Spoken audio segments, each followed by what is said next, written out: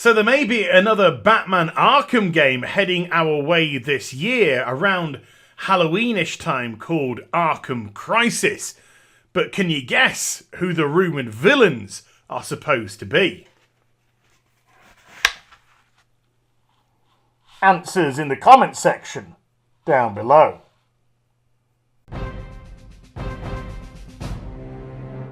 Hi everybody, it's Az here from HeelvsBabyface. Blizzard Entertainment are a very weird company. I mean, legitimately, they are a weird company. When it comes to polish on a video game, they are phenomenal. Absolutely phenomenal. All of Blizzard's games, whether it be Heroes of the Storm, World of Warcraft, Overwatch, Hearthstone, they all have such a great, tight aesthetic. They really do. And their quality of life when it comes to games is pretty decent. It is pretty damn decent. But one thing that they get so wrong is communication. They just don't know how to do it. The community reaches out to them constantly about what they don't like about stuff, what they want changing, what they're not enjoying, and Blizzard's attitude, more often than not, is either to just completely ignore them and ignore these topics of conversation, or is to just do what they want to do. And then, when things don't turn out the way they wanted it to, they scratch their head and go, where did it all go wrong? And then recently, they've just been throwing out survey after survey after survey, saying, hey, can you answer these questions? And the fact is, even when all the results come back in, the chances are Blizzard are just going to look at them and go, well, yeah, but we want to do things this way. I mean, I know they don't. I know it says in the questionnaire they're not happy, but I mean, this is the route that we want to go down. I mean, I don't know how many times this expansion in the World of Warcraft for Battle for Azeroth, people have said they don't like world questing, they don't like Azerite, they don't like artifact power, they don't like the Azerite armor stuff. You know, they're not interested in any of this. What do Blizzard do? They just keep adding more. Oh, we're adding to the Azerite armor. We're adding an extra ring. We're adding world quests. We're adding more world quests. And it's just like, just not paying the blindest bit of attention, are you? Just really not paying the blindest bit of attention. So anyway, what's been rather interesting is the recent surveys that Blizzard have sent out have gone to various demographics within their company. But this one, as you probably read by now, or unless you've just been listening to my dulcet tones, this one is slightly different. Now, it starts off with the normal BS. Blizzard Entertainment is always listening to players when they're not. They're not even remotely bothered. And there's something very interesting about this survey, which I'll get to shortly. Please take this 5-minute survey, which can be accessed on your computer or mobile device, to see if you qualify for an in-person focus group. Do not forward this survey link or post it online. You have been hand-selected to participate, and hence why the person has been protected. This person reached out to me, and they said that although they are a legendary Hearthstone player, and this is why this person has been reached out to, they said that they, although they have a love of the game, they did enjoy the game, they're really just complete and utterly disillusioned with the game right now, and their interest levels are kind of like in the doldrums. But they wanted this to be shown. They wanted these questions that Blizzard are going to ask to be seen, and also I'd like to put my own personal take on this as well, because I think there's something that we really need to get into when it comes to this particular survey. So it starts off, this, bearing in mind, is a very different survey, with a very intriguing question. We are looking for individuals to come over to Irvine, California, in order to chat about your Hearthstone experience. You will be compensated for your time. Are you able to attend a 90-minute session in Irvine, California? Yay or nay? Now, what's kind of interesting in this is this survey seems to have gone out to just legendary players for Hearthstone. Not your Joe Blogs player, not your average player, not the person who would likely make up the bulk of the Hearthstone community? No. They're reaching out to the legendary players. Why are they reaching out to the legendary players? Well, the chances are because they want to see how they can fix the competitive meta. Now, you know that recently there was a generic Hearthstone survey that went out to everybody. And one of the questions which was glaring in that was, would you be bothered, would you mind if there wasn't any Hearthstone eSport tournaments? And, of course, what has recently happened with Heroes of the Storm and that eSport tournament getting, or all their eSports tournaments getting nixed, at least the ones organised through Blizz, it kind of sounded as if things were going particularly bad over in the land of Hearthstone, at least in the competitive scene. Then we just get a standard question about the actual Hearthstone playing habits. Used to play but not in the last 30 days. Played in the last 30 days. And then a really bizarre one, never played. Considering this is meant to have gone out to the top end of Hearthstone players, I'm pretty sure they've had a game or two in their time. But this is why I think they've reached out to this type of player, this type of upper tier player, because they really want to discuss the Hearthstone eSport scene.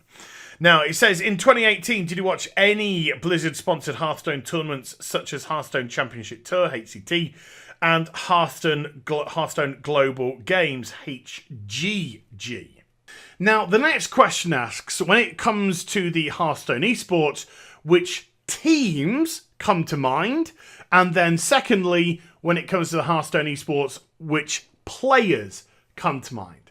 And I think this is quite an interesting question for a couple of reasons. Superficially, you could look at this and if players put certain teams down, certain players down, Blizzard could look at it and say, oh, well, they know these teams, they know these players. It looks like they've got a good understanding of the Hearthstone eSports scene. Yeah, maybe it's going to be worth getting this person in to have a chit chat with. On the flip side, it could also be that, let's say, a specific team keeps coming up in this survey and particular players keep coming up in this particular survey, then Blizzard could actually look at their style of play. And it could be that people really like this team because they're very dynamic. And they could like this eSports player because they've got a lot of personality about them as well as being a good eSports player. And therefore, that might influence the way that they try and structure tournaments potentially in the future. After that, you just got some very generic questioning. What age bracket do you fall into? Which of the two genders do you belong to? Do you live near Irvine, California? Do you not live near Irvine, California? That kind of stuff. But I gotta confess, when it comes to thinking about Hearthstone eSports, nothing sums it up better to me than this tweet right here. The secret sauce to being a pro Hearthstone player is looking genuinely bored and disinterested in being at Worlds. I know this is sarcastic and everything, but there's an element of truth here. I legitimately tried to watch Hearthstone eSports once, and all I saw was players like this. Just looking so miserable, so bored, and it just put me off. It really did put me off. Now, that said, I think this survey is actually a good idea. I do. I legitimately think it's a good idea. I think it's a good idea because if you are willing to get people into a room to discuss Hearthstone and Hearthstone eSports, then that's encouraging for the Hearthstone eSports. Because that's saying we want to try and do something to improve it, to make it better, and make it a better experience for everybody. And if you're inviting the upper echelon of players, I think that's probably the right way to go. Because for all the Joe Publics, all your casual players who like to log on to a bit of Hearthstone and have a play, 99.99999 are never going to make it up to eSport level standard. Let's just call a spade here. So to have the upper echelon of players discussing what they think are better ideas to improve the esports scene as regards to Hearthstone is good. However, there still needs to be a bridge from those people through to the spectators. Because Hearthstone, in my eyes, is an incredibly boring esport to watch. And I understand that it's more chess-like than MOBA-like. You know, it's not like watching Counter-Strike, which is very dynamic. It is more chess-like. You're working out what the player could have in their hand, what secrets they might have up, what strategy they could be utilising or attempting to utilise, which cards are going to be played, in which order, which way you need to go, what you need to put down to counter to... So, that, yeah, I understand there's a little bit more of a chess element to it, but at the same time... we can't, you can't continue like that. It's just going to go down the Swanee.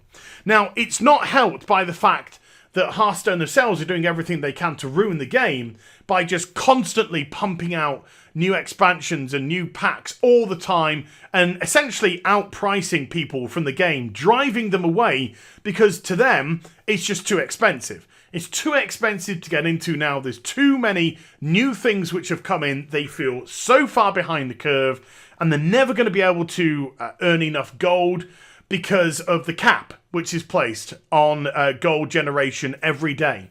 And so it's going to be a very long and laborious process for those players to get anywhere in Hearthstone, so why even bother?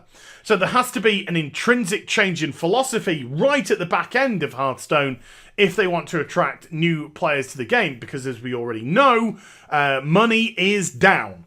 Card pack sales, etc. are down, and they're down quite drastically. And I think a lot of it, as I've said, is because people are being driven away from the game by the constant change in the meta, by the constant addition of new expansions. I think they've now moved to essentially every 6 months as opposed to every 12 months. So they've literally doubled that. And people are just, no, it's just got too pricey for me.